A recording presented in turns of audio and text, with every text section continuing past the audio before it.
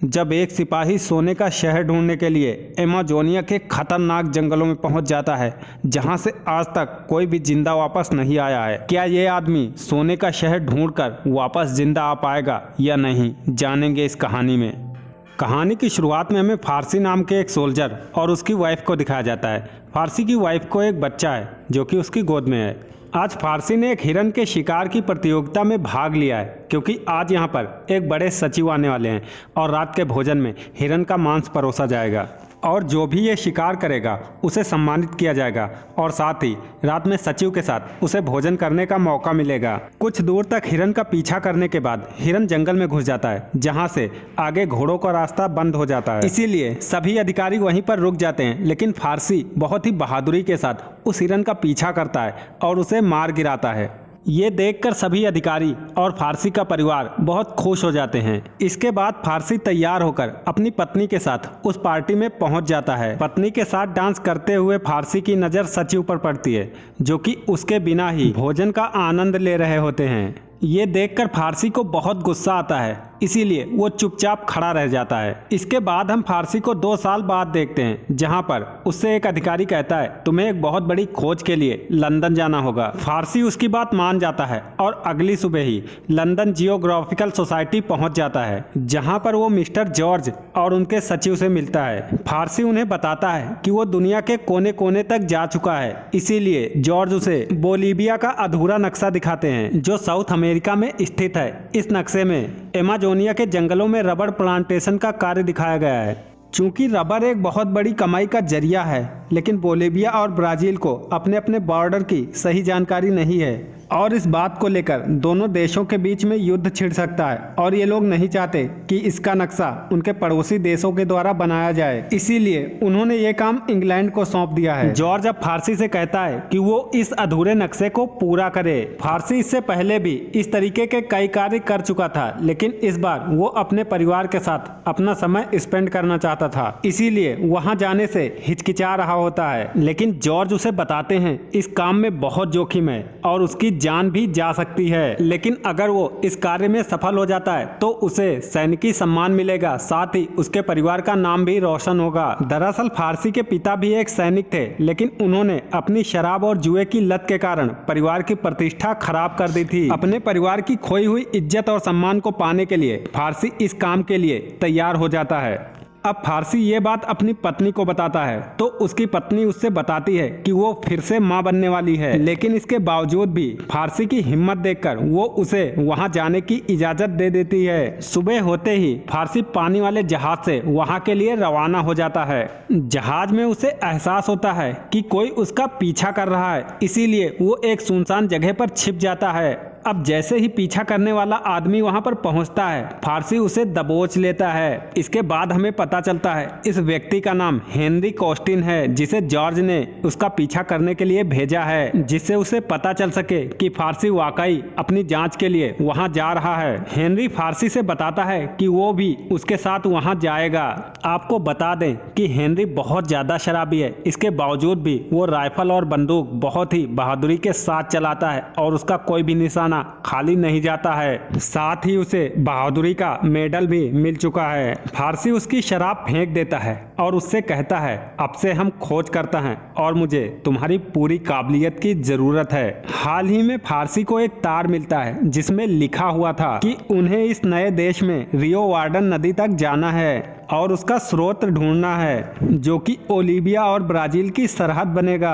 अब ये लोग जंगल और पहाड़ी इलाकों में जाकर नक्शा बनाना शुरू कर देते हैं, लेकिन आगे उनके साथ क्या होने वाला है इस बात से ये लोग बिल्कुल अनजान थे। जुलाई 1906 में ये लोग ब्राजील के पूर्वी इलाके तक पहुंच जाते हैं। धीरे धीरे रात हो जाती है और रात के अंधेरे में इन्हें कुछ आवाजें सुनाई देती हैं। जब ये लोग उन आवाजों का पीछा करते हैं तो ये लोग आदिवासियों के एक कबीले में पहुंच जाते हैं, जहां पर उनकी पार्टी चल रही होती है। यहाँ पर बड़े पैमाने पर रबर बनाया जा रहा होता है। यहाँ पर इन्हें नीना नाम का एक अधिकारी मिलता है जो वहाँ जासूसी का काम कर रहा था। वो फारसी को बताता है उन्हें बॉर्डर कमीशन की तरफ से हाल ही में एक टेलीग्राम मिला है जिसमें लिखा हुआ है कि ये लोग तुरंत इस अभियान को बंद कर दें, क्योंकि यहाँ के लोग अब लड़ने लगे हैं जिसमें इनकी जान भी जा सकती है। ये सुनकर फारसी गुस्से में कहता है कि तुम एक और टेलीग्राम भेजो और उनसे बोलो हम ये अभियान बंद नहीं कर सकते हैं और अपनी योजना के मुताबिक ही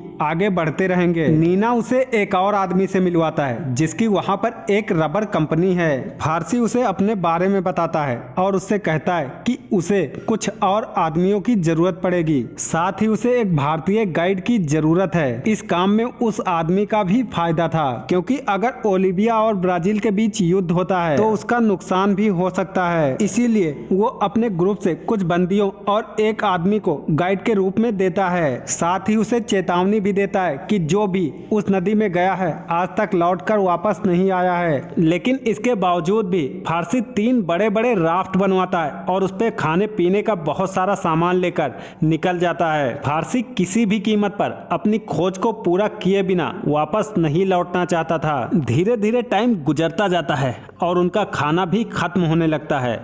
इतनी बड़ी नदी थी और उसमें मछलियां भी बहुत थी, लेकिन उनके जाल में एक भी मछली नहीं फंसती थी, क्योंकि ये एक हरा भरा रेगिस्तान था। कुछ दूर चलने के बाद उन्हें एक बोट दिखती है। तब उन्हें लगता है कोई जर्मन होगा जो कि रबर की खोज में यहाँ आया होगा। जब ये लोग उसके पास जाने की कोशिश करते हैं तो इनके ऊपर तीरों की बारिश होने लगती है। दरअसल ये वहाँ के आदिवासियों की एक चाल थी। अब ये लोग तुरंत पानी में कूद जाते हैं। हेनरी और नीना जैसे ही किराना मछलियां देखते हैं तुरंत बाहर निकल आते हैं, लेकिन फारसी उसी जाल में फंस जाता है। ऊपर से किराना मछलियां भी उस पर हमला कर देती हैं। वे दोनों बहुत मेहनत करके फारसी को पानी से बाहर निकालते हैं। पानी से बाहर निकलने के बाद फारसी जल्दी से जाल बाहर खींचता है और देखता है शायद उसमें कुछ मछलियां फंस गई हों, लेकिन ये क्या, सारी मछलियां भाग चुकी थी। ये देखकर सभी बहुत ज्यादा निराश हो जाते हैं। कुछ लोग तो भूख के मारे रोने लग जाते हैं, क्योंकि अब ये लोग भूख के मारे मरने वाले थे। फारसी भी हैरान था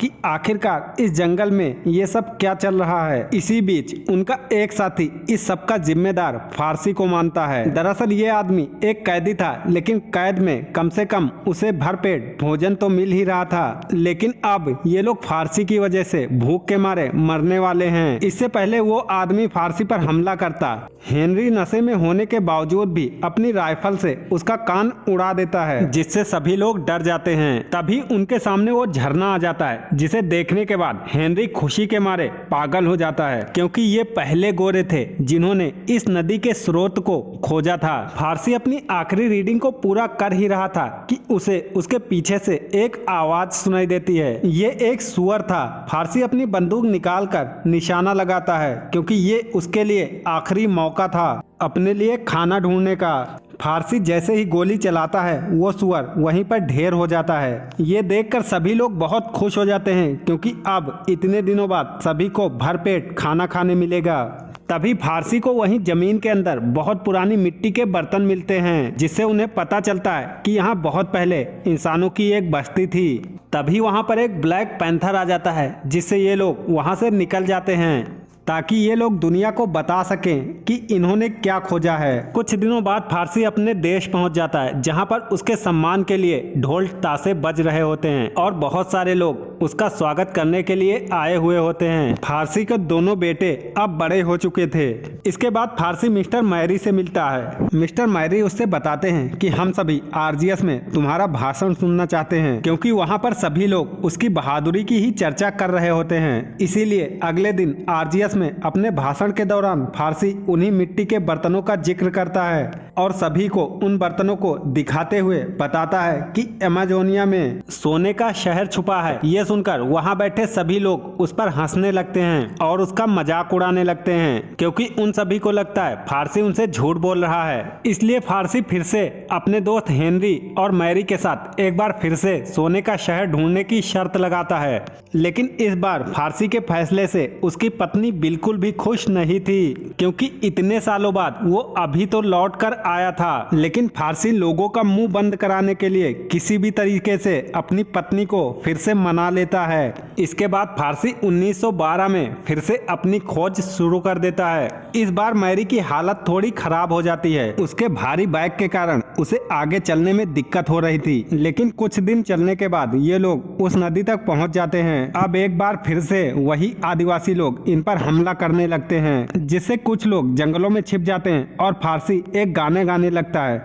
जिससे वो लोग उसे अपने कबीले में ले जाते हैं, जहां पर इंसानों को आग में भूनकर खाना खाया जा रहा होता है। दरअसल ये लोग आदमखोर थे जो कि इंसानों का मांस खाते थे, जो कि इन लोगों के लिए बेहद डरावना था। मैरी हेनरी और अपने साथियों को वहां से जाने के लिए कहता है, लेकिन फारसी उनसे कहता है कि हमें इनकी बात सुननी चाहिए, क्योंकि ये लोग हमें सोने का शहर ढूंढने में मदद कर सकते हैं। इसके बाद फारसी सरदार से सोने के शहर के बारे में पूछता है। सरदार उसे अपने चेहरे पर खून लगाने के लिए देता है। इसके बाद सरदार उससे कहता है कि हमने सोने के शहर के बारे में सुना तो है, लेकिन उसके बारे में कुछ कह नहीं सकते। आगे इन्हें और भी कबीले मिलेंगे जो कि इनकी मदद कर सकते हैं। एक दवाई पीसकर नदी में डालते हैं, जिससे बहुत सारी मछलियां नदी के ऊपर आ जाती हैं। ये देखकर ये लोग काफी हैरान रह जाते हैं, क्योंकि पिछली बार ये लोग नदी से एक भी मछली नहीं पकड़ पाए थे। और कमाल की बात ये थी कि ये लोग सभी मछलियों को नहीं मारते थे, बल्कि मछलियों को बेहोश करते थे